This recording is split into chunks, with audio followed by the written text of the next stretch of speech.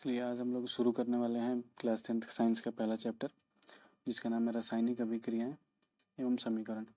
इसमें हम लोग पढ़ेंगे कि रासायनिक अभिक्रिया क्या होती है और समीकरण कैसे लिखा जाता है, संतुलित समीकरण, इन सब के बारे में।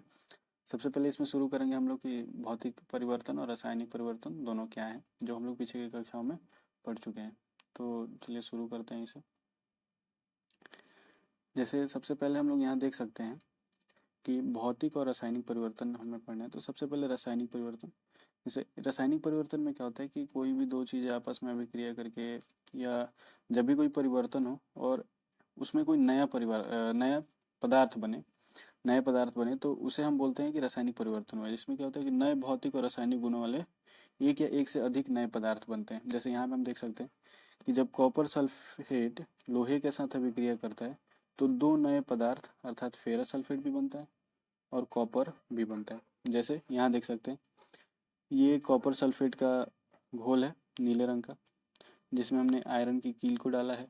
आयरन को कील को जब डालते हैं तो कुछ समय बाद क्या है कि ये जो नीले रंग का था ये हरे रंग का हो गया और ये बन गया फेरस सल्फेट। और यहाँ पर आप देख सकते हैं कि जो कील जो ऐसे स्टील कलर का था, अब वो हल्का येलो कलर का हो गया है। ये पर कॉपर की एक परत जम जाती है। तो इस प्रकार के जो परिवर्तन होते हैं, इस प्रकार के जो भी परिवर्तन है, इसे हम रासायनिक परिवर्तन कहते हैं। ये जो भी परिवर्तन होंगे इन्हें कहा जाता है रासायनिक परिवर्तन।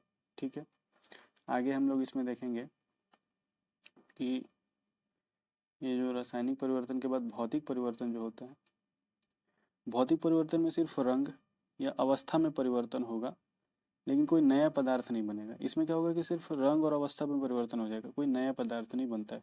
मतलब इसमें होगा तो पदार्थ के गुण वही रहेंगे, कोई नए पदार्थ नहीं। जैसे रासायनिक परिवर्तन में हमने दूध से दही बना दिया, हमने चीनी को जला दिया तो कुछ और बन जाएगा, हमने लकड़ी को जलाया तो वो राख हो गया, उससे कार्बन डाइऑक्साइड बन गया। फिर वापस हम उससे कार्बन डाइऑक्साइड से वो लकड़ी नहीं बना सकते हैं, उसमें पूरे के पूरे पदार्थ के गुण बदल जाते हैं। लेकिन भौतिक में ऐसा बिल्कुल कुछ भी नहीं होता है। जैसे उदाहरण के लिए देखेंगे तो आप पानी को गर्म करते हैं तो भाप में बदल जाता है, तो कोई नया पदार्थ नहीं बनता है। हम जैसे सोडियम को अगर इस पानी में रखेंगे तो वो इससे तीव्रता से रिएक्शन करता है, वैसे ही भाप में भी जब सोडियम को रखा जाएगा तो भी तीव्रता के साथ अभिक्रिया करेगा। अब होता क्या है कि रासायनिक अभिक्रिया के दौरान अभिकारक पदार्थों के बीच परमाणुओं की पुनर्व्यवस्था होती है, अर्थात अणु जो है परमाणु में टूट जाते हैं और पुनर्संगठन से किसी भिन्न पदार्थ के अणु बनाते हैं, जिससे भिन्न गुणधर्म वाले नए पदार्थ बनते हैं। अतः कोई रासायनिक परिवर्तन होता है तो हम कह सकते हैं कि रासायनिक अभिक्रिया हुई है। अब जैसे यहाँ पर एक एग्जाम्पल है, मैग्नीशियम रिबन को वायु में दहन कर मैग्नीशियम ऑक्साइड बनाया जा रहा है।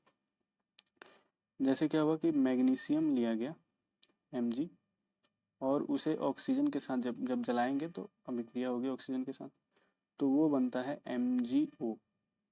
ठीक, यहाँ पर मैग्नीशियम का रिएक्शन हो रहा है ऑक्सीजन के साथ और वो बनाता है मैग्नीशियम ऑक्साइड।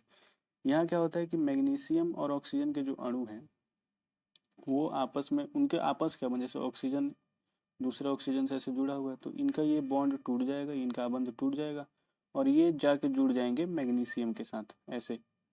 तो क्या होता है कि कोई अलग से पदार्थ नहीं आता, उनकी जो अपने में आबंध होती है वो टूट जाती है और उन्हीं में जिनमें जो अभिकारक होते हैं उनके साथ उनकी पुनर्व्यवस्था होती है और पुनर्व्यवस्था होने के बाद वो नए पदार्थ बनते हैं। और ऐसे परिवर्तन को हम बोलते हैं रासायनिक परिवर्तन, या इन्हीं को कहा जा सकता है रासायनिक अभिक्रिया भी कह सकते हैं। ठीक है, जैसे एक एग्जांपल यहाँ है, मान लीजिए हमने कार्बन को जलाया ऑक्सीजन में तो वो भी CO2 बनेगा, फिर H2 और प्लस O2 तो जाके वो जल बन जाता है। तो ऐसे बहुत सारी अभिक्रियाएं लिखी जा सकती हैं। इसके आगे और भी हम लोग लिख सकते हैं, जैसे HCl हो गया और उसी के साथ NaOH का जब अभिक्रिया कराएंगे तो वो NaCl बनेगा। यहाँ भी क्या होगा, हाइड्रोजन और क्लोरीन के बीच जो आबंध है वो टूट जाएंगे, सोडियम और हाइड्रोक्साइड के बीच जो आबंध है वो टूटेंगे और इनके बीच आपस में जैसे ये NaClH2O बनता है तो सोडियम और क्लोरीन ये दोनों आपस में जुड़ जाएंगे। अणु कहीं नहीं जा रहा, बस वो अपनी पोजीशन को चेंज करके दूसरे परमाणुओं के साथ जुड़ जाते हैं। ठीक है, तो हम बोलते हैं कि रासायनिक अभिक्रिया हुई है।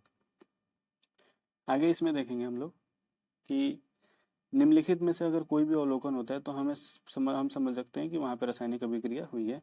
पहला ये कि अवस्था में परिवर्तन हो जाए, तब रंग में परिवर्तन हो, तब जैसे हमने अभी देखा कि आयरन और कॉपर सल्फेट वाला जो नीला रंग का घोल था वो हरे रंग का हो गया। अवक्षेप बनना, जैसे बेरियम क्लोराइड और HCl को जब रिएक्शन कराते हैं हाइड्रोक्लोरिक अम्ल को, तो HCl बनता है और बेरियम सल्फेट बनता है, श्वेत अवक्षेप बनता है उसके साथ। फिर एक चौथा है गैस निकलना, जब हम रिएक्शन करेंगे तो जैसे जिंक और सल्फ्यूरिक अम्ल Zn प्लस H2SO4, तो उसका जब रिएक्शन कराते हैं तो जिंक सल्फेट और हाइड्रोजन गैस वहाँ बाहर निकलती है, हाइड्रोजन गैस यहाँ से बाहर निकलती। फिर ताप में परिवर्तन आता है, जैसे बुझा हुआ चूना ले लिया जाए CaO, और उसका जब अभिक्रिया कराएंगे हम, ये बुझा हुआ चूना या इसी को कली चूना भी बोलते हैं CaO, H2O से उसकी जब हम रिएक्शन कराते हैं तो यहाँ बनता है, फिर ये बिना बुझा हुआ चूना है और कली चूना, तो इसे बना ये बन जाता है बुझा हुआ चूना, जिसका फॉर्मूला है CaOH होल ट्वाइस, ये बनता है। ठीक है, और साथ ही साथ इसमें उसमें जैसे चूना हम जब पानी में डालते हैं तो गर्म खौलने लगता है। ठीक है, आगे है इसमें कि रासायनिक अभिक्रिया हम किसे कहेंगे। तो जब कोई पदार्थ अकेले अथवा किसी दूसरे पदार्थ के साथ अभिक्रिया करके एक या एक से अधिक भिन्न गुण, मतलब पहले जो गुण था उसका, पहले जो क्वालिटी थी और बाद में जो क्वालिटी, दोनों अलग होनी चाहिए, पहले कुछ और था और बाद में कुछ और था। ठीक है, नए पदार्थ नहीं हो तो उसे हम रासायनिक अभिक्रिया कहते हैं।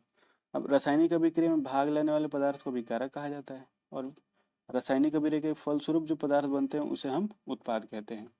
ठीक है, जो भाग लेंगे उनको अभिकारक और जो बनेंगे उन्हें हम उत्पाद। जैसे हमने यहाँ पर H2O2, ये बनेगा H2O, तो इधर जो अभिक्रिया में भाग ली ये हो गए हमारे अभिकारक, और ये जो बना है इसे हम बोलते हैं उत्पाद। ठीक है, आगे है, आगे इसमें हम लोग देखेंगे कि रासायनिक अभिक्रिया और समीकरण में सबसे पहले आता है शब्द समीकरण। पहले उन्हें हम शब्दों में लिखते हैं।